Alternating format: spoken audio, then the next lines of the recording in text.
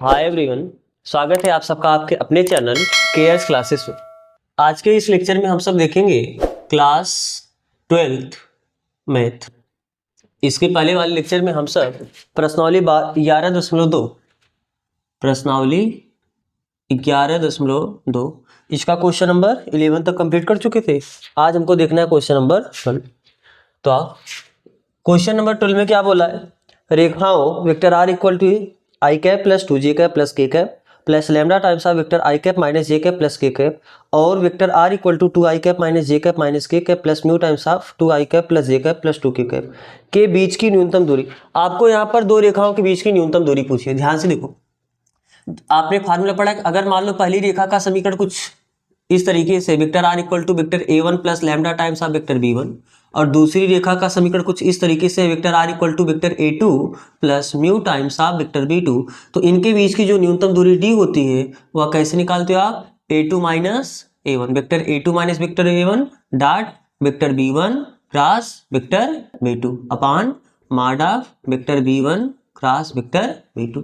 ये कब? जब पहली रेखा और दूसरी रेखा एक दूसरे के समांतर ना हो। और आप कैसे समांतर पता चल जाएगा ना, अगर वेक्टर b1 और वेक्टर b2 समांतर होंगे। समांतर होने का मतलब इन दोनों के लिए a1 अपान a2 बराबर b1 अपान b2 बराबर c1 अपान c2 हो रहा है, तो या कॉमन लेने के बाद वही आ जाए, तो उस केस में क्या होता है? दोनों समांतर हो जाता है। तो अगर ये समांतर हुआ उस स्थिति में पहली रेखा का समीकरण क्या होता है? Vector are equal to vector a1 plus lambda times of vector b1, और हम वेक्टर b1 ना बोल के क्या बोल देते सीधा b। और दूसरी रेखा का समीकरण कितना होता है? Vector r equal to vector a2 plus mu times of vector b, यानी कॉमन लेने के बाद वही आपका फिर बन जाएगा।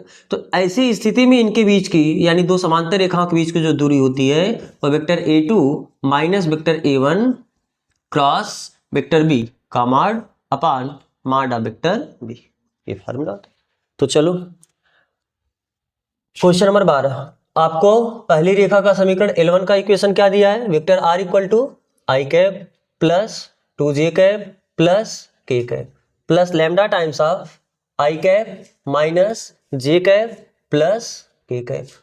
दूसरी रेखा का समीकरण यानी वेक्टर R बराबर कितना दिया है?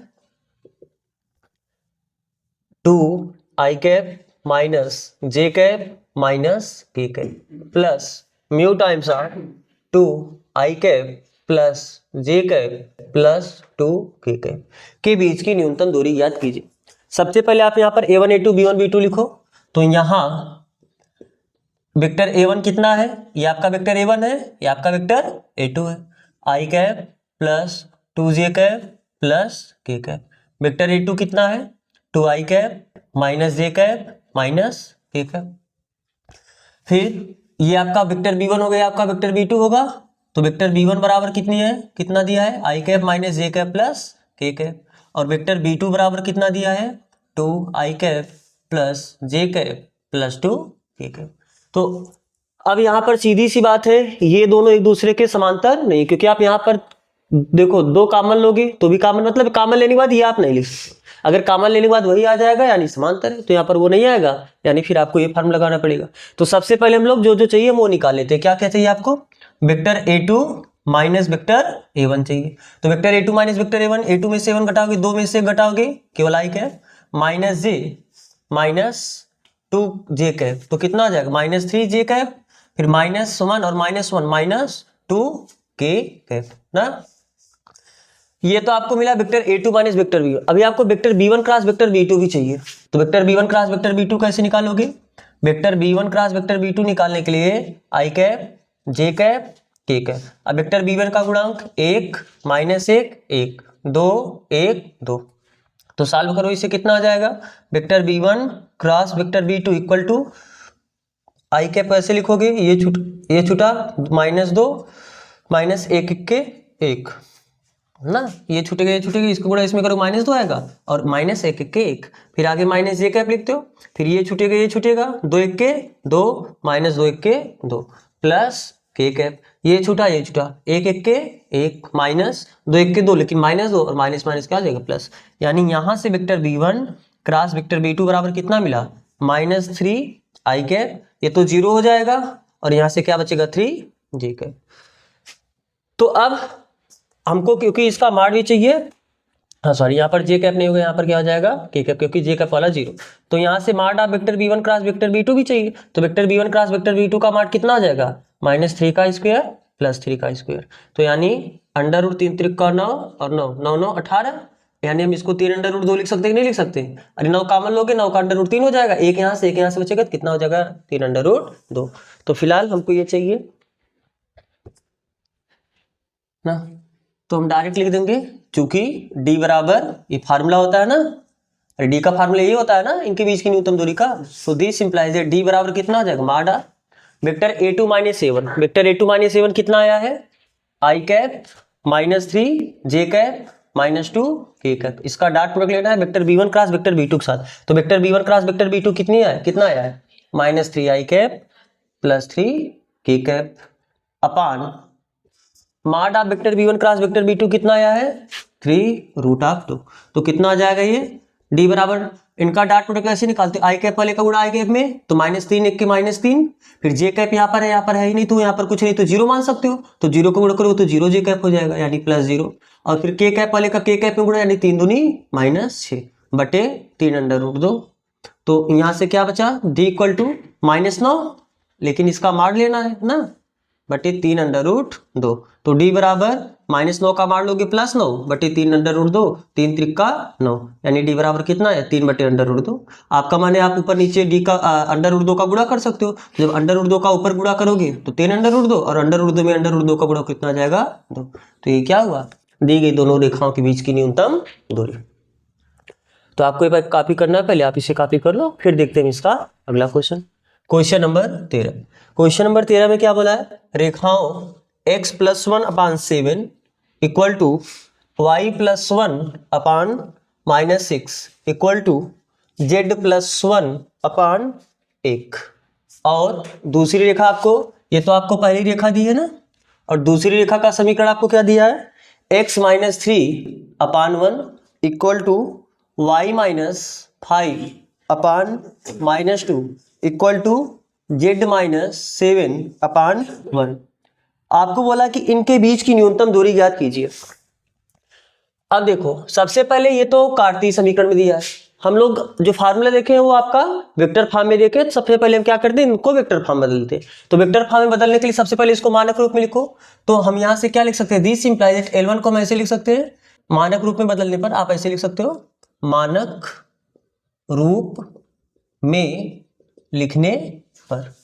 तो जब मानक रूप में लिखते हो तो क्या हो जाएगा, L1 का समीकरण, क्योंकि आपको मानक रूप में x माइनस चाहिए ना, y माइनस z माइनस इस तरीके से ही, तो x - -1/7 equal to y - -1/-6 equal to z - -1/, क्योंकि अब माइनस माइनस से तो प्लस ही आ जाएगा, और बाकी यहाँ पर तो मानक रूप में ही दिया है ना। तो L2 बराबर, L2 का समीकरण कितना है, x - 3/1 equal to y - 5/-2 equal to z - 7/।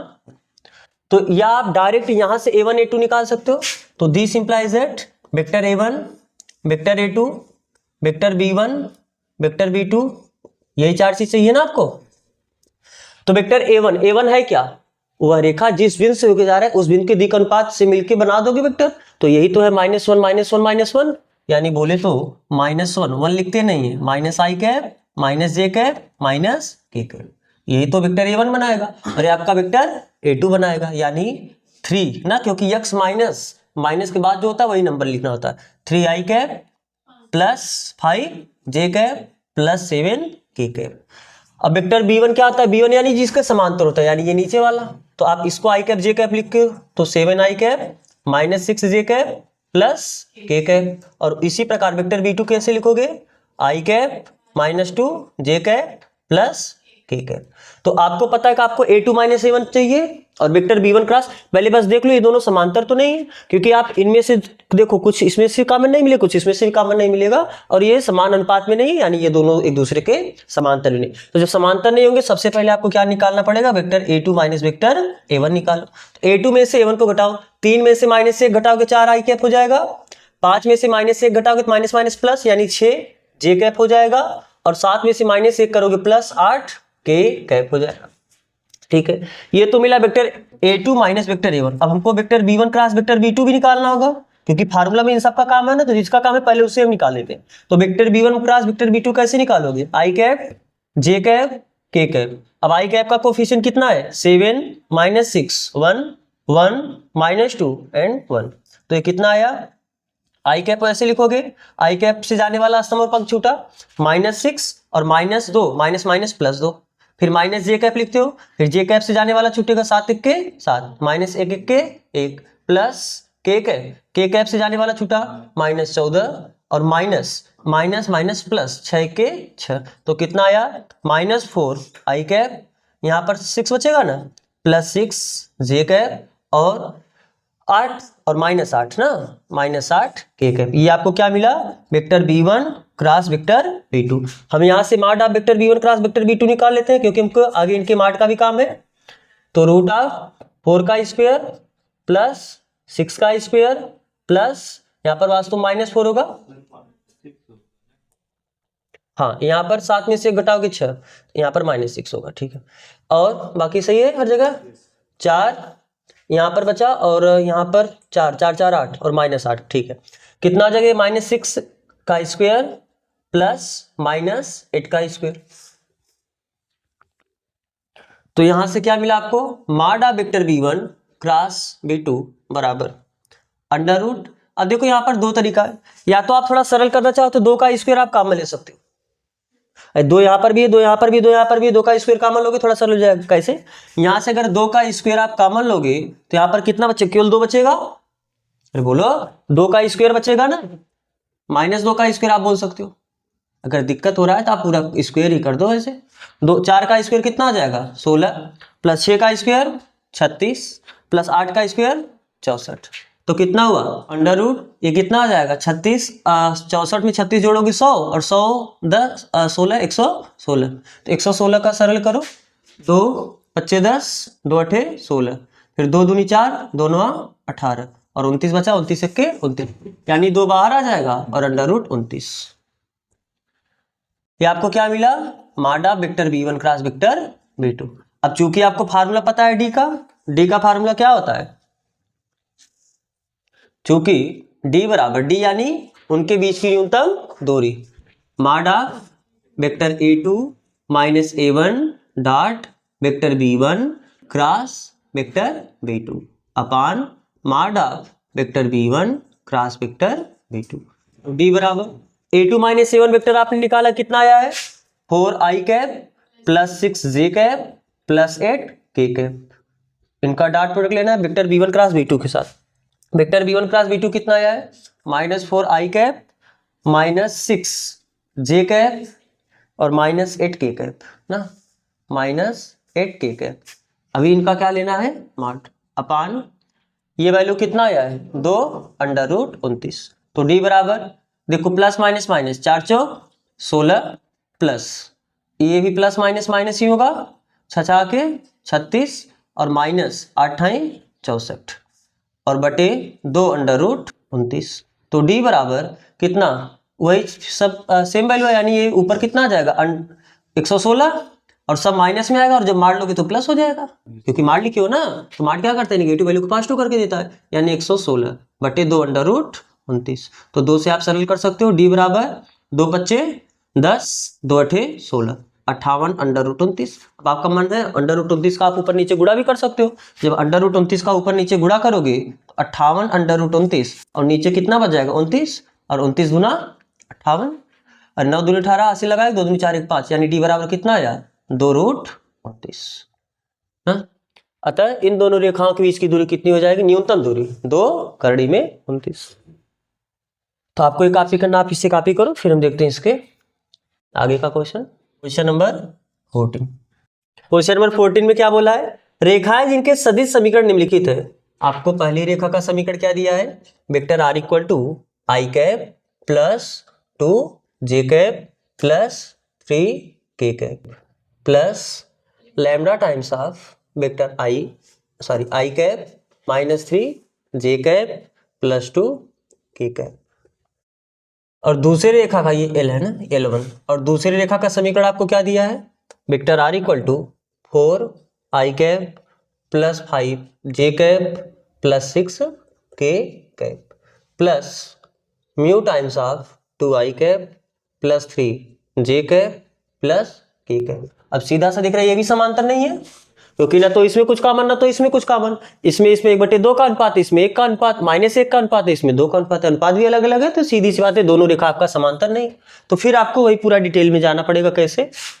आप क्या लिखो, वेक्टर a1 लिखो, वेक्टर a2 लिखो, वेक्टर b1 लिखो और वेक्टर b2 लिखो। वेक्टर a1 कितना होगा, i cap plus 2j cap plus 3k cap. ये कितना आ जाएगा, 4i cap plus 5j cap plus 6k cap. Vector b1 और ये वेक्टर b2 रहा, तो i cap minus 3j cap plus 2k cap. और ये कितना हुआ, 2i cap plus 3j cap plus k cap. इसके पहले वाले जैसे क्वेश्चन की हो वैसे आप इसको खुद करो। चलो अगला question, question number 15। Question number 15 में क्या बोला है, रेखाएं जिनकी सदिश समीकरण निम्नलिखित है, इनके बीच की न्यूनतम दूरी ज्ञात कीजिए।